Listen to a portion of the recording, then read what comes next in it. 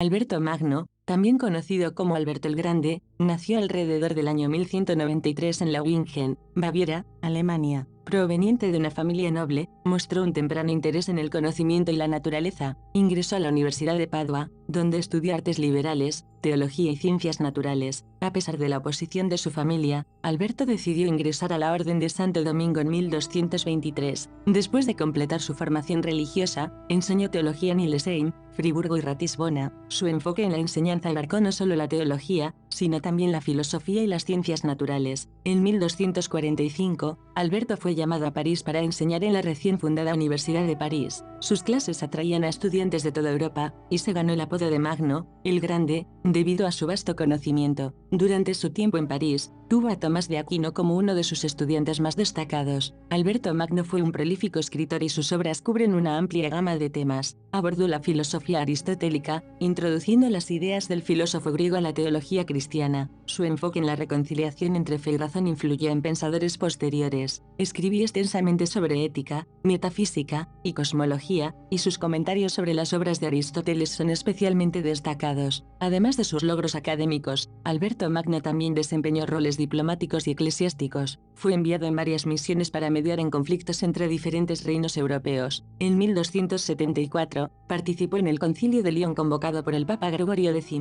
Alberto Magno escribió extensamente sobre una variedad de temas, incluyendo filosofía, teología, ciencias naturales y ética. A continuación, se mencionan algunos de sus libros más importantes. Summa Theologica, una de las obras más destacadas de Alberto Magno. Esta Summa Theologica aborda una amplia gama de temas teológicos y filosóficos. Ofrece una sistematización de la doctrina cristiana y aborda cuestiones éticas y metafísicas. Summa de Creaturis, esta obra se centra en la creación y aborda temas relacionados con la naturaleza y la existencia de las criaturas. Alberto Magno explora conceptos filosóficos y teológicos relacionados con la creación y la relación entre Dios y el mundo. Comentario a las obras de Aristóteles. Alberto fue uno de los primeros pensadores cristianos en abordar de manera sistemática las obras de Aristóteles. Sus comentarios sobre la ética, la metafísica y otras obras aristotélicas son fundamentales para entender la influencia del pensamiento aristotélico en la filosofía medieval. De Natura Locorum, este libro trata sobre la naturaleza de los lugares y aborda temas relacionados con la geografía y la cosmología. En él, Alberto explora la disposición del cosmos y su relación con la creación divina. De Mineralibus, Alberto Magno hizo importantes contribuciones al estudio de las ciencias naturales, y este libro se centra en los minerales y las propiedades de los materiales inorgánicos. Es un ejemplo de cómo integra la observación empírica con la filosofía y la teología. De Bono, en esta obra, Alberto explora el concepto del bien, examina la naturaleza del bien, su relación con Dios y la conexión entre la ética y la teología. Estos libros representan solo una pequeña parte de la vasta producción literaria de Alberto Magno. Sus escritos abarcan un amplio espectro de conocimientos y han tenido una influencia duradera en la filosofía, la teología y las ciencias naturales. La lectura de estos textos proporciona una visión profunda de su enfoque único y su contribución al pensamiento medieval. Alberto renunció a sus cargos académicos en 1257 y se retiró a Colonia, donde continuó escribiendo y reflexionando. Murió el 15 de noviembre de 1280. Su muerte fue seguida de inmediato por un proceso de canonización, aunque no fue canonizado hasta 1931 por el Papa Pío X.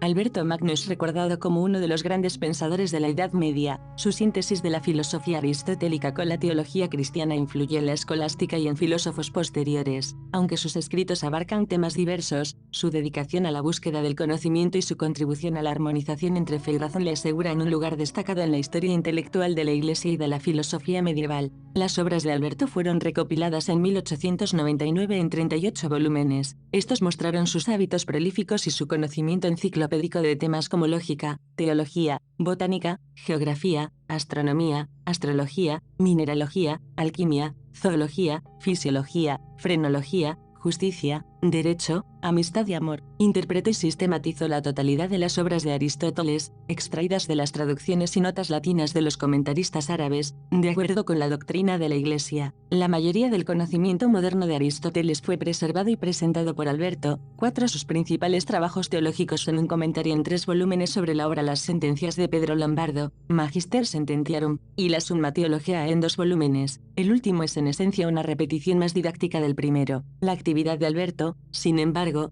fue más filosófica que teológica. Las obras filosóficas, que ocupan los primeros 6 y el último de los 21 volúmenes, generalmente se dividen de acuerdo con el esquema aristotélico de las ciencias, y consisten en interpretaciones y condensaciones de las obras relativas de Aristóteles, con debates complementarios sobre temas contemporáneos y ocasionales divergencias de las opiniones del maestro. Alberto creía que el enfoque de Aristóteles a la filosofía natural no representaba ningún obstáculo para el desarrollo de una visión filosófica cristiana del orden natural. 5. El conocimiento de Alberto de las ciencias naturales fue considerable y, notablemente preciso para la época. No solo produjo comentarios y paráfrasis de todo el corpus aristotélico, incluidos sus trabajos científicos, sino que Alberto también los agregó y mejoró. Sus libros sobre temas como botánica, zoología y minerales incluían información de fuentes antiguas, pero también resultados de sus propias investigaciones empíricas. Estas investigaciones impulsaron varias de las ciencias especiales, más allá de la dependencia de los textos clásicos. En el caso de la embriología, por ejemplo, se ha afirmado que se escribió poco entre Aristóteles y Alberto, quienes lograron identificar los órganos dentro de los huevos. 6. Además, Alberto también inventó efectivamente ciencias especiales enteras, donde Aristóteles no ha cubierto un tema. Por ejemplo, antes de Alberto, no había un estudio sistemático de minerales. 7. Por la amplitud de estos logros, se le otorgó el nombre de Doctor Universalis. Gran parte de las contribuciones empíricas de Alberto a las ciencias naturales han sido reemplazadas, pero su enfoque general de la ciencia puede ser sorprendentemente moderno. Por ejemplo, en De Mineralibus, libro 2, tratado 2, capítulo 1, Alberto afirma, porque la tarea de la ciencia natural no es simplemente aceptar lo que se nos dice, sino investigar las causas de las cosas naturales. 8.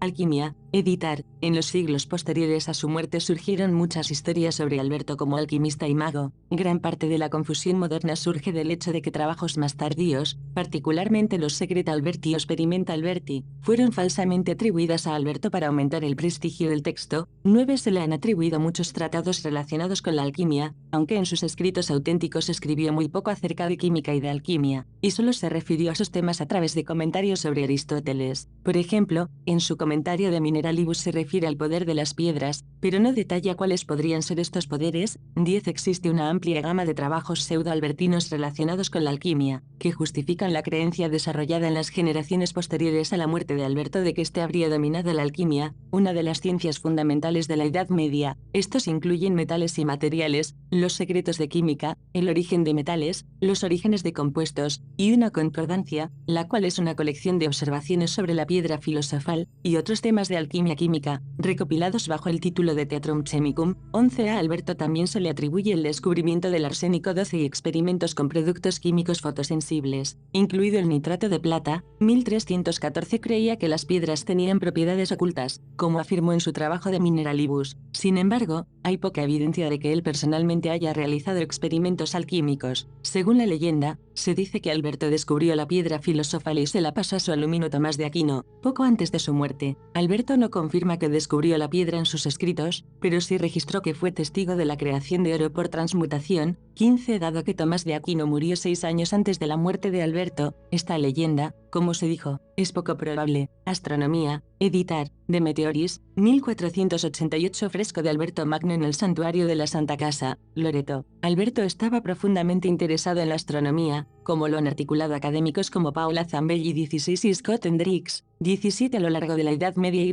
bien en el periodo moderno temprano, la astrología fue ampliamente aceptada por científicos e intelectuales que sostenían la opinión de que la vida en la Tierra es efectivamente un microcosmos dentro del macrocosmos. Este último es el cosmos mismo. Se creía que, por lo tanto, existe correspondencia entre los dos y, por lo tanto, los cuerpos celestes siguen patrones y ciclos análogos a los de la Tierra. Con esta visión del mundo, parecía razonable afirmar que la astrología podría usarse para predecir el futuro probable de un ser humano. Alberto argumentó que la comprensión de las influencias celestiales que nos afectan podría ayudarnos a vivir nuestras vidas más de acuerdo con los preceptos cristianos. 17. La declaración más completa de sus creencias astrológicas se encuentra en un trabajo que escribió alrededor de 1260, ahora conocido como Speculum Astronomiae. Sin embargo, los detalles de estas creencias se pueden encontrar en casi todo lo que escribió, desde su temprana De Natura Boni hasta su último trabajo, Summa Theologiae. 18. Materia y forma, editar. Alberto creía que todas las cosas naturales eran composiciones de materia y forma, se refirió a ello como quod est y quo est. Alberto también creía que solo Dios es la entidad gobernante absoluta. La versión de Alberto del hilomorfismo es muy similar a la doctrina aristotélica. Música, Editar. Alberto es conocido por sus comentarios sobre la práctica musical de su época. La mayoría de sus observaciones musicales escritas se encuentran en su comentario sobre la poética de Aristóteles. Rechazó la idea de música de las esferas como ridícula, el movimiento de los cuerpos astronómicos, supuso, es incapaz de generar sonido. Escribí extensamente sobre las proporciones en la música, y sobre los tres niveles subjetivos diferentes en los que el canto ya no podía trabajar en el alma humana: purgar lo impuro, iluminación que conduce a la contemplación, y la nutrición a través de la contemplación. El particular interés para los teóricos de la música del siglo XX es la atención que prestó al silencio como parte integral de la música. Metafísica de la moral. Editar. Sus dos primeros tratados, De Natura Boni y De Bono, comienzan con una investigación metafísica sobre los conceptos del bien en general y del bien físico. Alberto se refiere al bien físico como bonum naturae. Alberto hace esto antes de tratar directamente con los conceptos morales de la metafísica. En las obras posteriores de Alberto, dice, para comprender la bondad humana o moral, el individuo primero debe reconocer lo que significa ser bueno y hacer buenas obras. Este procedimiento refleja las preocupaciones de Alberto con las teorías neoplatónicas del bien, así como las doctrinas de Pseudo Dionisio. 19. La visión de Alberto fue muy valorada por la Iglesia Católica. Ley natural. Editar. Códice de Bono del siglo XV. Alberto dedicó el último tratado de Bono a una teoría de la justicia y la ley natural. Alberto coloca a Dios como el pináculo de la justicia y la ley natural.